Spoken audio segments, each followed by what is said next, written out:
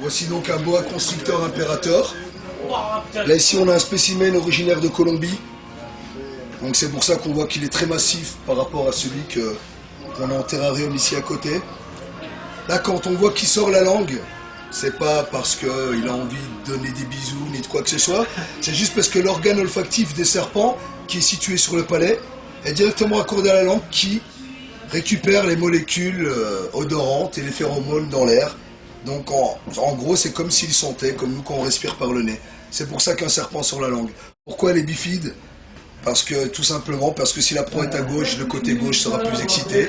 Si c'est le côté droit, ce sera le contraire. Voilà. Ça ne pique pas avec la langue ça sert pas à piquer, juste à renifler. Ça n'a aucun venin, c'est un constrictor. Sa façon de mise à mort pour ses proies, parce qu'il se nourrit de rongeurs, c'est de les étouffer. Donc c'est très propre, il n'y a pas de venin, ça se passe très vite. Et voilà, donc c'est un serpent très musculeux, comme on peut le voir. Il a quand même un bon diamètre, malgré qu'il soit jeune, il a 3-4 ans.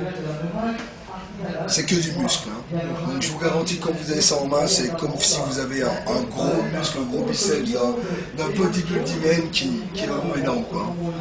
C'est à la force, il faut savoir, s'il le voulait peut-être, de pouvoir me faire mal en me mordant. Il pourra en aucun cas me tuer, parce qu'il faudrait qu'il m'étrangle. Bon, bien qu'il soit costaud, je veux dire, face à un humain, nous sommes quand même vachement plus imposants que lui, il ne pourrait pas avoir le dessus. Contrairement à certains serpents qu'on peut voir des fois dans les infos avec lesquels il y a beaucoup d'accidents, des pitons géants de Birmanie qui font 6, 7, 8 mètres pour 155 kg, là il y a un danger mortel pour l'homme. Nous, dans notre centre d'élevage, à Reptile Zoo, donc au Creusot, notre politique c'est aucun animal dangereux.